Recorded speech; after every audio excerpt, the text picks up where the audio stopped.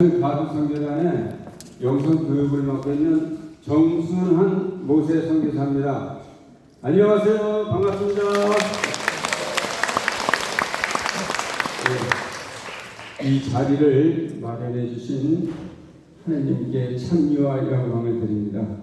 또한 지도신님께도 감사드리며 또한 우리 이 교육을 주관하신 우리 간부님께도 감사드립니다. 오늘 주제는 너희가 내 말을 마음에 새기고 산다면 참으로 나의 제자이다. 그리고 진리를 깨닫게 될 것이다 라는 제목으로 주제를 잡아봤습니다. 오늘 교육을 받으시면서 내가 참으로 주님의 제자가 되는 길이 무엇인가 라는 이런 강의가 될 텐데요. 잘 새겨 들으시고 주님의 제자가 되십시오. 그냥 신자가 있고 제자가 있고 그렇답니다. 그러니까 제자가 되는 길을 오늘 말씀드리겠습니다. 예수님은 제자에게 이분이 내 어머니이시다 라고 요한복음 19장 26절에 말씀하셨습니다. 성모님은 겸손을 본받아 하나님께 영광을 드린 데 있다 라고 우리는 배웁니다. 겸손은 흙에서 왔다고 합니다. 주님의 어머니이시며 온 인류의 어머니이십니다. 어머님은 언제나 낮은 곳에서 생명을 길러냅니다. 무엇이든 거부하지 않으시고 항상 곰곰이 생각하십니다. 그럼 오늘 우리도 겸손으로 다시 태어나는 시간이 되기를 바랍니다. 우리는 세례를 받으면서 세 가지 직분을 받았습니다. 그럼 교회의 세 가지 직분을 보겠습니다.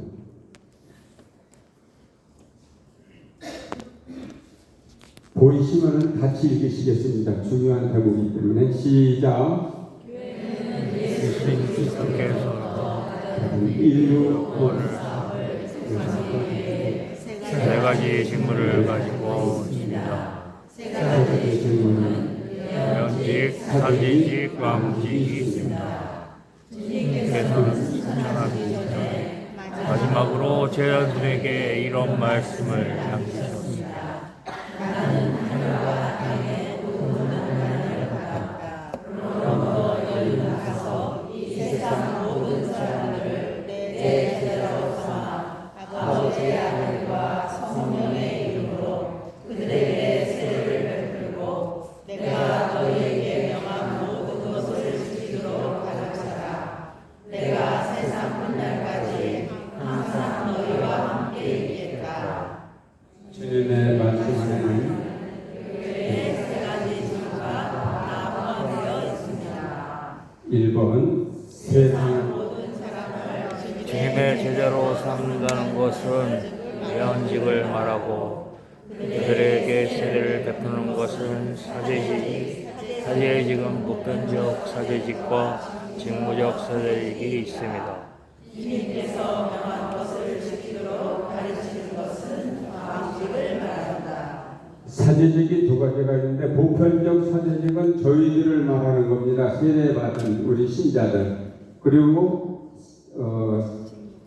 직무적 사제직은 신학을 공부해서 주부님으로부터 파견된 분을 직무적 사제직이라고 합니다. 이제 성사를 집행할 수 있기 때문에 그렇습니다. 우리는 보편적 사제직이기 때문에 대세를 줄 수가 있고 이런 신부님이 안 계실 때는 고백성사도 볼 수가 있다고 합니다. 같이 읽으시겠습니다. 그러므로 교회가 존재하는 전부 가장 근본적인 목적은 복음 선교입니다. 선교는 교회의 부차적인 사업이 아니라 교회의 삶 자체입니다. 교회는 선교함으로써 존재하고 그리고 선교하기 위해서 존재한다. 엄밀히 말하면 선기자의 제일 본문도 이사야 10절이나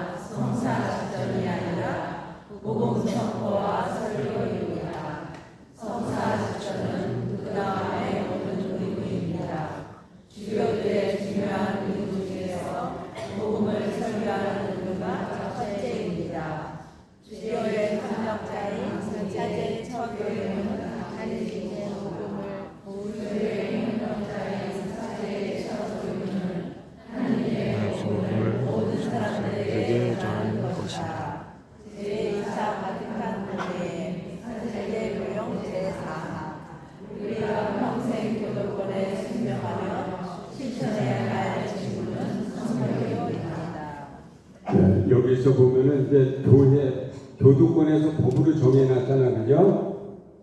제2차 바티칸 공의회 교회헌장 제25항에 이 선교가 첫 번째고 미사 집편이나 이런 건 두 번째로 이제 가는데 우리가 잘 모르고 그냥 미사만 열심히 이제 하면 되는 줄 알고 우리가 실천하고 행동한 적이 많이 있습니다.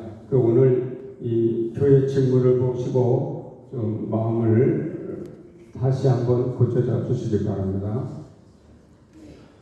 시작. 예언직은 교회와 세상 만민에게 복음을 전하기 위하여 설립되고 파견되었다는 자각에서 비롯됩니다. 교회는 그리스도의 계시에 다른 어떤 것을 허가할 수 없고 다만 그리스도의 계시 내용을 만민에게 가르칠 사람입니다. 그러므로 예언직은 교회가 성경과 성전에 의하여 복음을 만민에게 전하는 직무를 말합니다. 이 예언직을 수행하는 권한이 교도권입니다. 네. 시작. 선교의 본질이고 선교를 해야 되는 이유입니다. 예수님께서 당신을 따르는 그들에게 말씀하셨다. 너희가 내 말을 마음에 새기고 산다면 참으로 나의 제자이다. 네, 여기까지요. 이렇게 해서 이제 우리가 교회 그 교도권에 대해서 다시 한번 읽어보고 또 마음에 새겼습니다. 그리고 이제 예수님이 말씀하신 예? 뒤에 안 들린다면 뒤에는 안 보인다고요? 그럼 어떻게 할까? 크게 해달라면 네, 안 들리시죠? 네, 알겠습니다. 크게 해드릴게요. 그래서 이제 저희들이 교회 현장에 대해서 잘 알아봤고, 온전히 복음 선포가 첫 번째라는 것을 오늘 이제 알게 되었고, 주님이 말씀하시기를 너희가 내 말을 가슴에 새기고 산다는 난 주제인데 참으로 나의 제자이다 라고 말씀하셨습니다.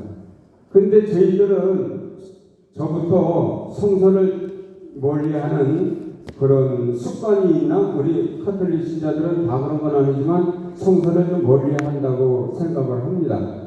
그래서 그러면 예수님 말씀에 참으로 나의 제자이다라는 말씀에서 멀어지는 겁니다. 그리고 진리를 깨닫게 된다고 하셨어요. 성서를 가까이 하고 말씀을 마음에 새기면. 그럼 우리가 저희들이 이제 신앙생활 하면서 뭐 20년, 30년 이렇게 하면서 자꾸 깨달아가서 자꾸 성장해야 되는데 그 깨달음이 없이 성장이 안 될 때는 제자리 걸음이다 이렇게 볼 수가 있습니다. 그러면 지금부터 이 앞에 있는 모세 선교사가 말씀을 마음에 새기고 실천하면서 이렇게 살았던 것을 말씀드리겠습니다. 그리고 더도 말고 저기 있는 저 선교사처럼 나도 말씀을 가슴에 새기고 골수에 새기고 살아야 되겠다 그런 생각만 하시면 되겠습니다. 성경에 보면 요한복음 15장 16절 이하의 말씀을 잘 알고 계실 겁니다. 이건 바로 골수에 새겨야 됩니다. 예수님께서 너희가 나를 택한 것이 아니라 내가 너희를 택하여 내세운 것이다. 그러니 너희는 세상에 나가 언제까지나 썩지 않는 열매를 맺어라. 그러면 아버지께서 너희가 청하는 것을 다 들어주실 것이다. 이런 말씀을 주셨어요. 저희들은 이 말씀을 골수에 새기고 가슴에 새기면서 세상에 나가 언제까지나 썩지 않는 열매를 맺도록 노력해야 될 것입니다. 그 썩지 않는 열매는 바로 복음 선포가 아니겠습니까? 자선과 사랑 이런 것도 물론 중요합니다. 그러나 복음 선포가 우선이 되어야 됩니다. 이것은 절대 썩지 않는 열매가 되겠습니다. 그리고 마르코복음 16장 15절 이하의 말씀도 오늘 한번 기억해 보겠습니다. 너희는 온 세상을 두루다니며 이 복음을 선포하여 믿고 세례를 받는 사람은 구원을 받겠지만 믿지 않는 사람은 단죄 받을 것이다. 믿는 사람에게는 기적이 따를 터인데 그는 내 이름으로 마귀로 쫓아낼 것이며 이상한 언어로도 말할 것이며 뱀을 주거나 독을 마셔도 아무런 해도 있지 않을 것이며 병자에게 손을 얹으면 병이 날 것이다. 이런 말씀을 주님께서 주셨습니다. 이 말씀을 불새에 새기고 가슴에 새기고 마음에 새기면 참으로 주님의 제자가 되는 것입니다. 그리고 요한복음 20장 19절 이하의 말씀에 제자들은 유다인들이 무서워서 어떤 집에 모두 문을 닫아걸고 숨어 있었을 때 예수님께서 돌아가셨다 부활하셔서 그들 앞에 나타나셔서 평화가 있기를 하고 인사하셨다. 그리고 당신의 손과 옆구리를 보여주셨다. 제자들은 주님을 뵙고 너무 기뻐서 어쩔 줄을 몰랐다고 합니다. 예수님께서 다시 너희에게 평화가 있기를 아버지께서 나를 보내신 것처럼 나도 너희를 세상에 보낸다 하시며 성령을 받아라. 너희가 누구의 죄든가 용서해주면 그 죄는 용서받을 것이고 용서해주지 않으면 용서받지 못한 채 남아있을 것이다.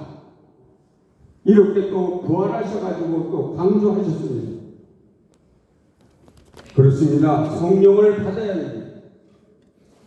성령을 받아야 바깥으로 뛰어나갈 수가 있습니다.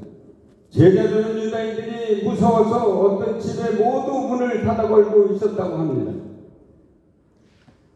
성령을 받지 않으면 이렇게 담대하게 나갈 수가 없는 것입니다. 그리고 성령을 받으면 용서와 사랑은 기본으로 해야 되는 것입니다. 성령이 안 계시면 미움, 시기질투, 교만이 내 안에서 계속 올라와 나를 괴롭히는 것입니다. 그래서 예수님도 성령을 받아라. 그리고 용서하라, 사랑하라 이렇게 말씀하시는 겁니다. 마태복음 24장 35절 이하의 말씀에 하늘과 땅이 사라질지라도 내 말은 결코 사라지지 않을 것이다 라고 말씀하셨습니다. 이런 불멸의 말씀을 가슴에 새기고 골수에 새기고 산다면 참으로 주님의 제자가 되는 것입니다. 우리 인간 세계에서도 이 노트북이나 컴퓨터에 아주 중요한 엄청나게 중요한 말씀들을 저장해 놨다면 그 컴퓨터는 애기중지해서 잘 관리할 것입니다. 그런데 성령 하나님께서 당신이 말씀하신 이 엄청난 말씀들을 이 골수와 가슴에 마음에 새기고 사는 그 아들, 딸들을 얼마나 더 귀하게 잘 보살피시겠습니까? 정말로 깊이 생각하면은 한없이 감사합니다. 그리고 하늘과 땅 얘기가 나왔으니 우주 안에 은하계의 별이 1000억 개가 있다고 지금 과학으로는 밝히고 있습니다. 우주 안에는 1조 개, 1000억 개짜리가 1조 개가 있다고 합니다. 전능하신 하느님께서 우주 만물을 창조하셨습니다. 과학으로 밝혀낸 것만 해도 이런데 인간의 머리로 다 밝혀낼 수가 없는 것입니다. 이렇게 어마어마하게 능력이시고 우리를 사랑하시는 하나님께 순간순간 참여와 영광을 드리지 않을 수 없는 것입니다. 지구에는 80억 인구가 산다고 하잖아요. 근데 이렇게 많은 우주 만물의 모든 것이 하느님 손 안에서 다 돌아가고 있으니 이 얼마나 엄청난 우리의 아버지이십니까? 탕자의 비유 잘 아실 겁니다. 작은 아들은 자기 재산을 가지고 가서 다 탕자냐고 돌아왔는데 큰 아들은 종처럼 열심히 일했다고 하면서 투덜대면서 아버지께 따집니다.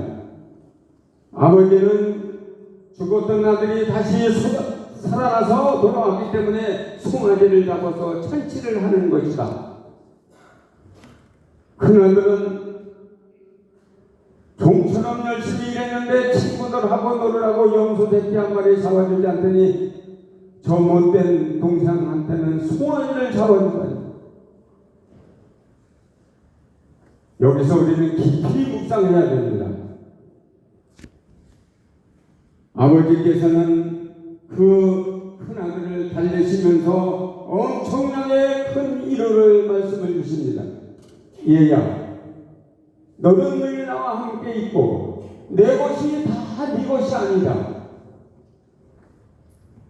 이런 말씀을 주시는 아버지께 찬미와 영광을 드리지 않을 수 없습니다. 큰 아들은 깊이 반성하고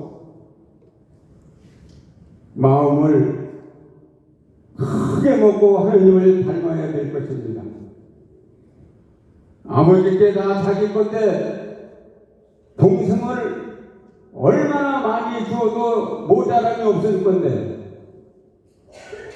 이렇게 얘기한다는 것은 우리의 마음도 그렇게 좁아져 있었다는 것을 기억해야 될 것입니다. 우주 하나님을 찬미하고 찬양할 때 그리고 아버지 마음에만 들게 산다면 아버지께 다 내 것입니다. 우리는 어디에도 굴복할 수 없고 남을 세상 것을 부러워할 수가 없는 것입니다. 히브리서 4장 12절의 말씀에 하나님의 말씀은 살아있고 힘이 있으며 어떤 쌍날칼과도 날카롭고 골수를 쪼개고 그 안에 감춰온 것을 다 들춰냅니다라는 말씀이 있습니다. 사람 안에 숨어있는 어둠들은 사람의 능력으로는 보이지도 않고 드러나지도 않지만 말씀으로 기도하고 그 말씀으로 그 안을 들여다보면은 숨어져 있는 것이 다 드러나게 되어 있습니다. 성령 안에는 모든 것이 다 드러나게 되어 있습니다. 그래서 하나님의 말씀은 살아있다는 것을 우리는 꼭 기억해야 될 것입니다. 28장에 우리의 직분을 받았습니다. 바로 선교입니다. 선교가 우리의 삶이고 목적이고 본질인 것입니다. 오늘 이 순간부터 우리의 목적은 선교와 교도권에 순종하기로 다짐합시다.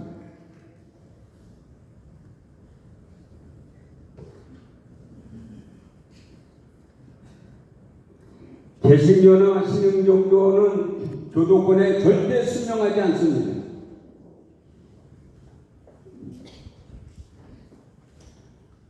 프로테스탄트라고 얘기를 하는데 그것이 바로 반대한다, 항의한다라는 뜻이 되겠습니다. 로토와 갈배는 개신교 창설자입니다. 그들은 예수님이 세우신 교회를 반대합니다. 마태복음 16장 15절 교도권에 너희는 나를 누구라고 하느냐 하고 예수님이 물으셨을 때 베드로 사도는 선생님은 살아계신 하느님의 아들 그리스도이십니다. 시몬 바로야나 너는 복이 있다. 그것을 가르쳐 준 분은 사람이 아니라 하늘에 계신 내 아버지이시다. 너는 베드로 내가 이 반석 위에 내 교회를 세울 터인즉 죽음의 이도를 누리지 못할 것이다. 또 나는 너희에게 천국의 열쇠를 주겠다. 네가 땅에서 풀면 하늘에서도 풀릴 것이고 땅에서 잠그면 하늘에서도 잠길 것이다. 라는 말씀이 바로 교도권입니다. 베드로 사도는 로마에서 순교하셨습니다. 지금 바티칸 희곡 그 자리가 바로 순교의 그 자리입니다. 지금 지하 성전에 성인의 유해가 보관되어 있습니다. 사도 바오로 성인도 거기에서 순교하셨습니다. 주님께서 마태복음 16장 15절 이하의 말씀에 바로 이루어진 것입니다. 예수님이 하신 말씀들은 다 이루어집니다.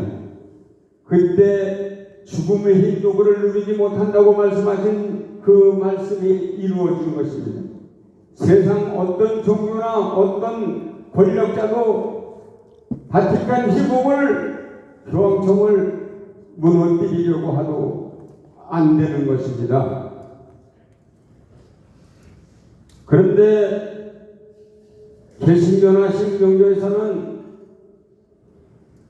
반대하고 항의한다는 것은 함으로 생각을 많이 해봐야 될 것입니다. 이제 질문에 대해서 확실히 아셨으니 사도 바울의 말씀 고린도일서 9장 16절 내가 복음을 선포하지 않는다면 나는 참으로 불행할 것입니다. 직무이기 때문에 불행해진다는 것입니다. 직무유기를 하면 불행해진다는 것입니다. 우리는 세례받으면서 세 가지 직무를 받았기 때문에 그리고 선교의 직무를 받았기 때문에 우리도 직무유기가 되는 것입니다. 관심이 없어서 안 하고 몰라서 못하고 하기 싫어서 안 하고 다 용서가 되겠죠. 그러나 오늘 이 순간 이후부터는 알고도 하지 않는 죄는 더 크게 매를 맞는다고 하십니다. 우리는 행복해지기 위해서는 선교가 우리의 삶의 우선순위가 되어야 합니다. 그런데 선교는 하지 않고 전례만 열심히 하는 신자들이 많습니다. 그러면 절대 안 됩니다. 우선 선교하고 나서 단체에 가입이 되어 있는 그 직무를, 그 책임을 다해야 될 것입니다.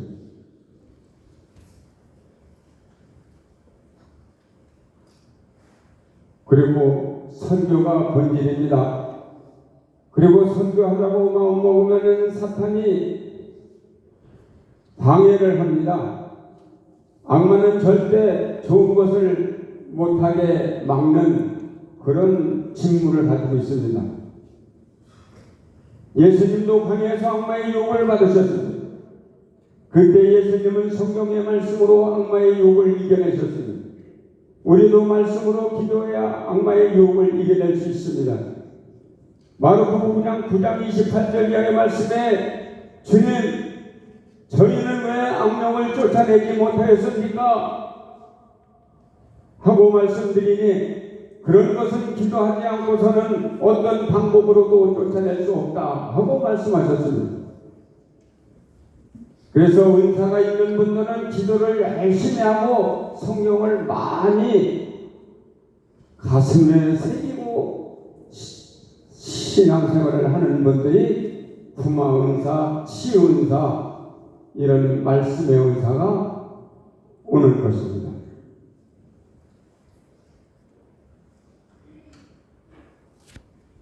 저는 어느 날 기도하던 중에 성경을 읽어라라는 말씀을 듣고 순명의 정신으로 찾아 읽고 암기해서 기도하던 중에 말씀을 받고 선교사의 길을 가게 되었습니다. 선교하다 보면은 많은 사람들을 만나게 되는데 베드로일서 3장 15절 이하의 말씀에 여러분이 간직하고 있는 희망에 대해서 설명을 듣고 싶어하는 사람에게는 언제라도 답변할 수 있도록 준비해 두십시오 라고 베드로 사도는 말씀하고 계십니다. 이것이 바로 우리가 교도권에 순명하면서 열심히 성서를 읽고 준비하는 것입니다. 준비 없이는 아무것도 할 수가 없습니다. 그리고서 우리가 어디에 가든 직장에 가든 가정에 가든 동네에 어디에 누구를 만나든 주 예수 그리스도를 믿으십시오. 믿으시오. 그러면 당신과 당신의 집안이 다 구원을 얻을 것입니다. 라는 말씀이 지절로 나와요. 그래야 되는 거예요. 개신교에서만 하는 게 아닙니다. 사도행전 16장 31절에 정확하게 나와 있습니다. 이 불면의 말씀을 골수에 새기고 입만 열면 그대로 나가야 되는 겁니다. 그분이 말씀을 믿어서 구원을 받든 안 받든 그것은 그분의 책임입니다. 우리가 입을 다물고 있는다면 그것은 우리의 책임이 될 것입니다. 주 예수를 믿으십시오. 그러면 당신과 당신 집안이 다 구원을 얻을 것입니다. 저도 주님을 믿고 저희 어머니, 외할머니, 동생들 다 구원을 시켰습니다. 그 말씀이 이 말씀이 이루어진 것입니다. 전혀 예수님하고 상관없는 분들이 다 저를 통해서 구원을 받았습니다. 그러니까 이 말씀을 우리가 하루에 몇 번을 해야 되는지 오늘 잘 기억하셨다가 골수에 새기고 가슴에 새기시길 바랍니다.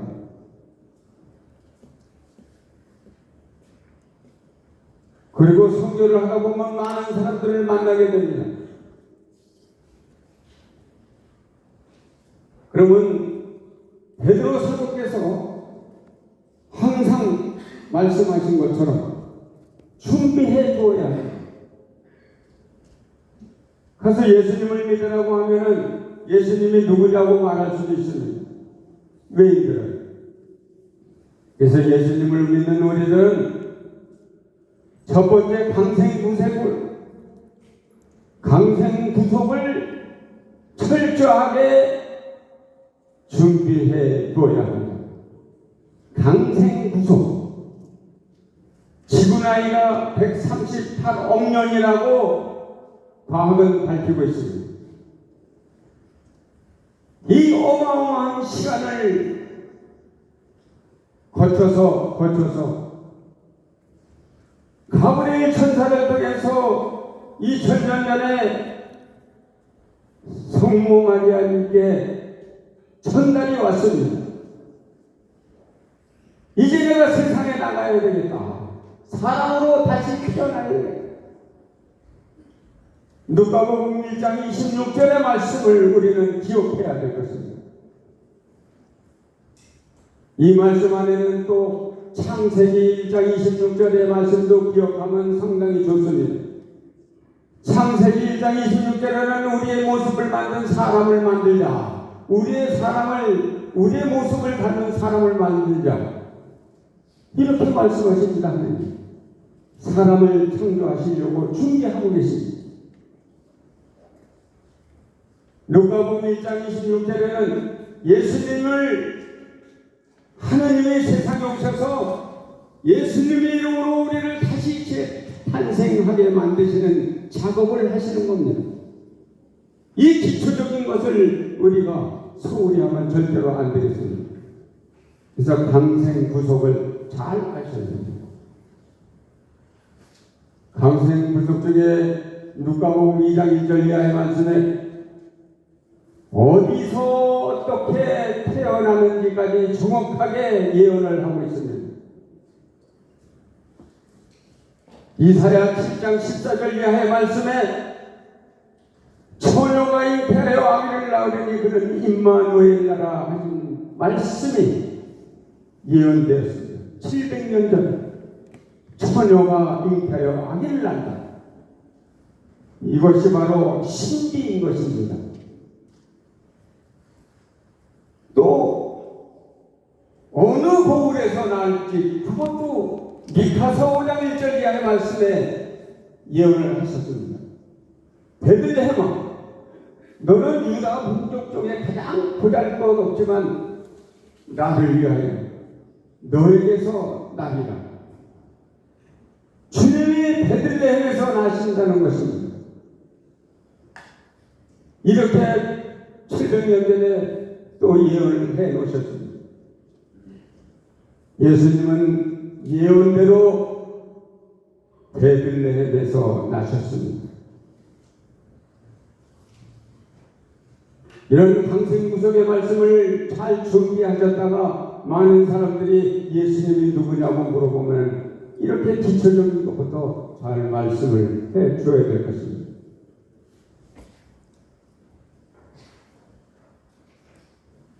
그러면 또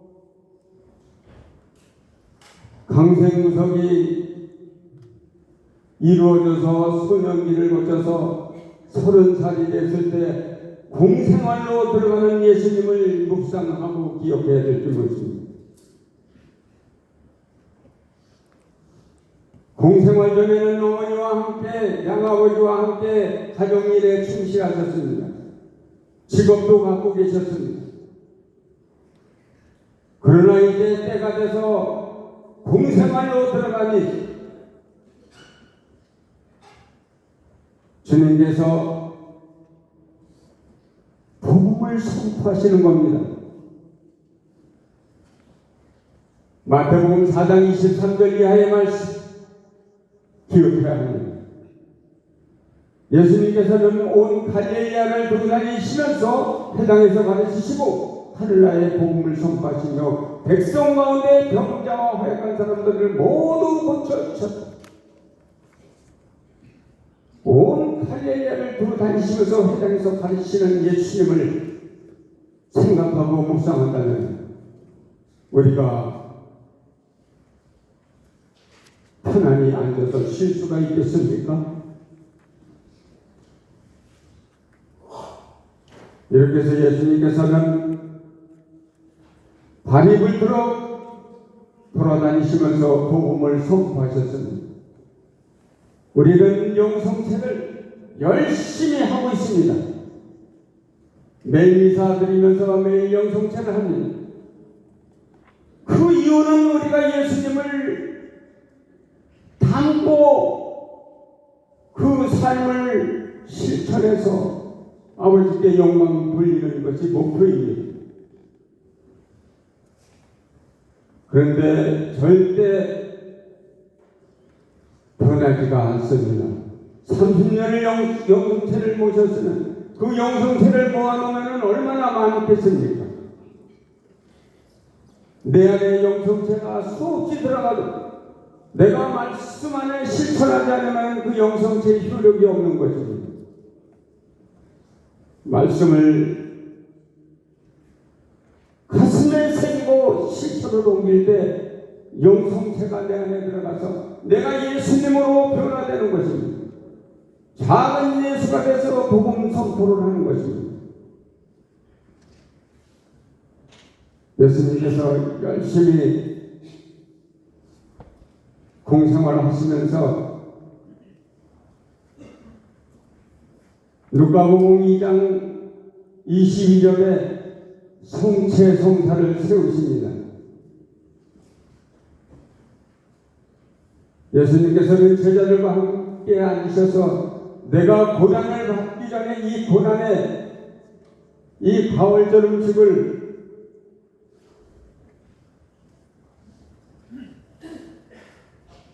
예, 공지가 들어왔습니다. 주차 때문에 그렇습니다. 363 나의 1287 이동해 주시기 바랍니다. 예, 환자가 생겼답니다.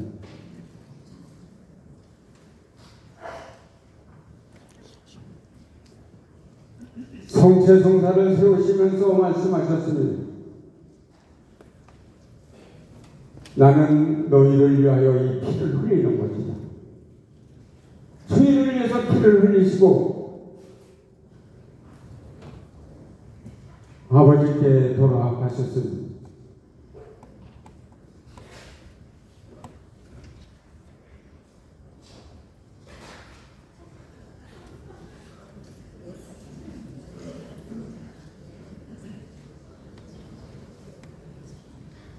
그리고 요한복음 19장 26절 이하의 말씀에 이분이 내 어머니시다 이 말씀을 골수에 새겨야 됩니다.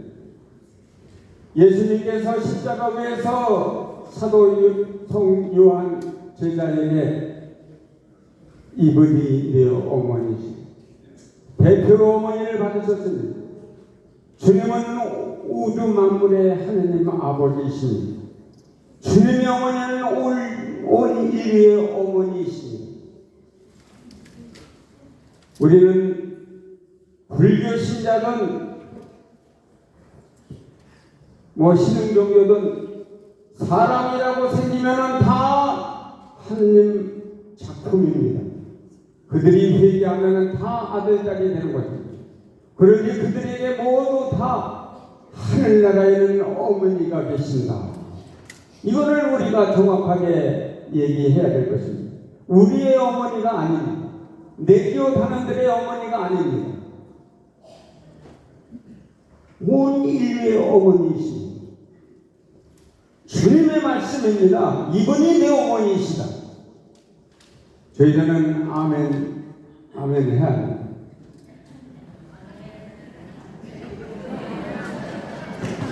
네. 우리 여기 계신 형제자매들은 다 성모님 사랑하시고 성모님 안에서 주님과 함께 주님을 위해서 가는 우리 형제자매들이십니다. 저도 현재 내조 단원입니다. 내조 단원이면서 82년대 영세하고 지금까지 내조를 쭉 했습니다. 그래서 꿈이 시험 내지야 간부도 하면서 우리 지금 분과장님 내지야에서도 많이 보고 대화도 나누고 한 적이 있습니다. 그래서 성모님은 우리 어머니심을 완전히 매일매일 고백하면서 살아야 될 것입니다.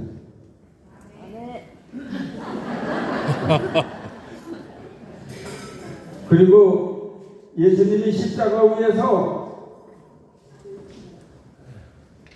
마지막 말씀을 하시면서 돌아가셨는데 그 말씀을 우리는 기억을 합니다.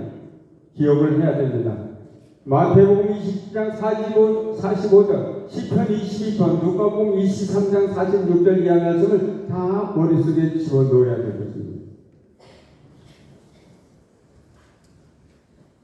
그리고 요한복음 14장 3절 이하의 말씀에 너희가 있을 곳을 마련하면 다시 와서 내가 너희를 데려다가 내가 있는 곳에 함께 있겠다 하셨습니다. 예수님이 돌아가셨지만 희망이 있는 것입니다. 다시 있을 곳을 마련한다는 것입니다. 내 아버지 교회는 있을 곳이 많다 하셨습니다. 그리고 다시 와서 데려다가 우리와 함께 있겠다고 하셨습니다. 그러면 우리는 매일 예수님 사랑 안에서 늘 성교하면서 늘 기도하면서 사도 베드로께서 준비해 주십시오. 누가 물어와도 설명할 수 있도록 준비해 주십시오. 그리고 예수님께서 내 말을 가슴에 새기고 산다면 참으로 나의 제자이다. 이 말씀을 꼭 기억하시고 오늘 이후부터 말씀을 사랑하시고 말씀을 묵상하면서 공부하시고 암기하시고 어디서나 주 예수를 믿으십시오. 그러면 당신과 당신 집안이 다 구원을 얻을 것입니다라는 말씀이 자동으로 나올 수 있도록 훈련을 하시길 바랍니다. 그러면 강의를 마치겠습니다.